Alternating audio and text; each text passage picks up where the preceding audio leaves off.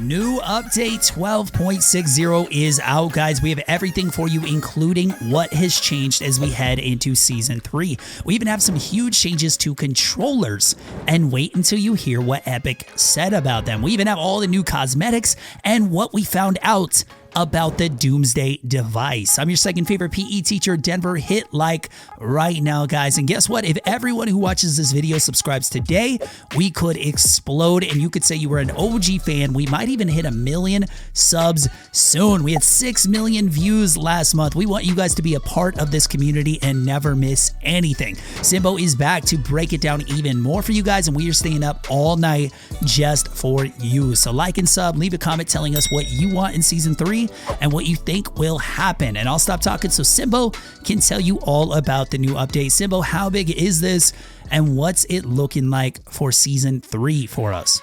This update is a huge one, and Epic really didn't hold back. They're even making some last minute changes to controller on PC aim assist, and pros like Benji Fishy are already rejoicing about it on Twitter. We saw in the last update that Epic made a huge change trying to balance out the power of controller on PC, but it apparently wasn't enough, and they'll be making more tweaks to it throughout this patch.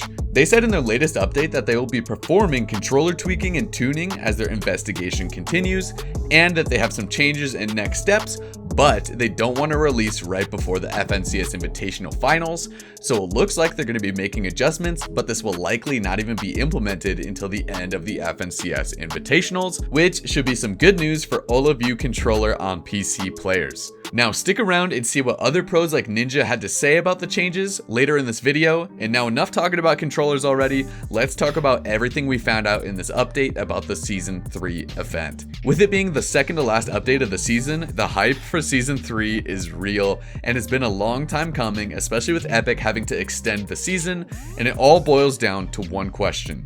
Are you ready for what will probably be the biggest season event ever in Fortnite? Epic has really been ramping up their in-game events recently, and this one is going to be huge.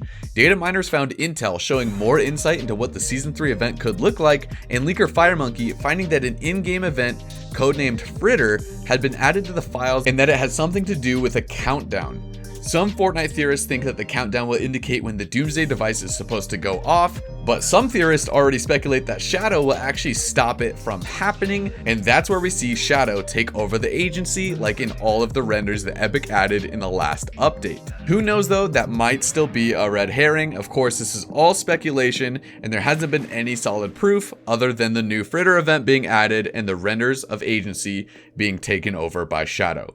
I don't know, what do you guys think the countdown is going to be for? Now, let's take a look at all of the Storm the Agency challenges quickly, and then we'll get back into looking at the latest theories that this update brought about the Season 3 event. Stick around because you don't want to miss that.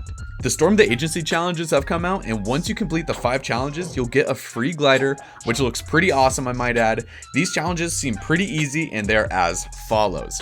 The first one is an easy one for all of the hot droppers out there. It's just land at agency and gain 40,000 free experience. The next one is survive 10 storm circles. And then we have open faction locked chests at different spy bases, which you'll have to do 3 different times, but then you'll be rewarded with a free pickaxe. Lastly, swim over the hatches at the agency and eliminate a henchman at different safe houses. Once you complete those 5 challenges, you'll get that free glider and a new wrap as well. Now, jumping back into Season 3 event info, a Twitter user named that_pancake on Twitter found the agency and Doomsday Device files are inside of the Athena folder, which, as many of you already know, was the Chapter 1 map's codename. This could be huge and might actually point to the possibility of the Season 3 event taking us back to the old map, although so many other leaks at this point to us staying on the current map. But hold on, because the last event, which was the Travis Scott one, hinted at the Chapter 1 map a whole bunch, so it might make sense for it all to tie in here, but FireMonkey explained on Twitter and said that Apollo is used for Chapter 2 files, and that it is inside of the Athena folder. Things added to the Athena folder are usually for Chapter 2, but aren't in the Apollo folder, so that Epic can try to keep all events in one place. And if that was a bit confusing and didn't make any sense, he gave us a summary, which basically means that Chapter 2 files end up in old ones sometimes, meaning that the Doomsday files being in the Athena folder might not be significant, but who knows, because it is just one more coincidence that might point to the Season 1 map coming back. Now let's take a look at all of the leaked cosmetics, which includes a variant of the RECON Expert. It should come as no surprise that Epic would add a variant of one of the most sought after skins in Fortnite, and take a look at it here. It's almost the exact same, except they took off the iconic RECON Expert hat. This caused such a stir that RECON Expert was actually trending on Twitter for a little while. It was pretty funny. And guys, there are so many more cosmetics in this update, so let's get started with the Shimmer Specialist. This skin is part of the Fab 4 set and kind of reminds me of Tron for some reason, except for all of the really bright colors, of course. This next skin is the Renegade Shadow, which is part of the Lone Shadow set, and let me know if you guys are going to be rocking this skin because I think it's one of the cooler ones to be added in the past few patches. Along with this, we have some really cool new back blings, one of which actually has a shadow and ghost variant. That one is the Blast Radius, and it looks like it would actually match pretty well with the Renegade Shadow skin, which makes sense because it's part of the same set. The next back bling we have is the Cuddle Pool's Bow, which is part of the Deadpool set. This one should remind you all of when back in chapter 1 when the Cuddle team leader came out and every sweat in the game used the bow back bling. I hope we don't see a repeat of that here. And the last back bling that was added in this patch is the Ravenpool's Cage, which is also part of the Deadpool set. The new glider that was added in this patch can be obtained for free by doing the Storm the Agency challenges, and that's this Shadow Stalker. It's also part of the Lone Shadow set and is pretty sick. Next, let's jump into the new wraps in this update. The first one can also be obtained for free by doing challenges, and that's the Shadow Seal. Be sure to get those challenges done, guys. There is so much free stuff in this update. Next, we have the Camo Pulse and the Spectral Flex, both some pretty cool looking wraps. The new pickaxe that was added is the Steel Shadow, which is part of the Lone Shadow set as well, and is basically just a giant double-sided cleaver, which is pretty sick. Finally, guys, let's take a look at some of the added loading screens before we dive back into controller and aim assist changes. Starting off with the Chapter 2 Season 2 loading screen, I swear every time there's a new season loading screen, it's kinda sad to see it go, although I think at this point, everyone is pretty hyped for Season 3. Next, we have the Storm the Agency loading screen, which shows the new pickaxe that you can get for doing the challenges, and I think this one's pretty cool too. The last cosmetic item we have to talk about is the new Dragacorn glider animation, and Epic is actually allowing all players that purchase this to refund it if they are no longer happy with it. Obviously, a lot of people probably bought it just because it was kind of a little bit pay to win. They took that out quick, and now we're stuck with this. It's a little bit more back to normal like the rest of the gliders. That's all we have for cosmetics, guys. This was a huge update as far as those are concerned. Now let's take a look at what Ninja had to say about the controller update. If you guys already watched the video on Denver's main channel, this might be kind of repetitive, but we'll hope you guys will stick around to the end of this video where I have one final bit of information about the Season 3 event for you guys. Stick around, and here's Ninja on that controller change. What's up, guys? Another video, Ninja, talking about Fortnite aim assist. We get it. I don't really have anything to say about it in terms of what should happen. I'm reading Twitter, I've been checking and always following up on competitive. And apparently in North America and East, the top 15 or top 14 players, all controller, on PC, of course. And that's what we're talking about when we ever talk about aim assist. We're not talking about players on console, we're always talking about on PC with a controller plugged in. It's gonna be up to you guys. Like, I can't do anything. I don't use it.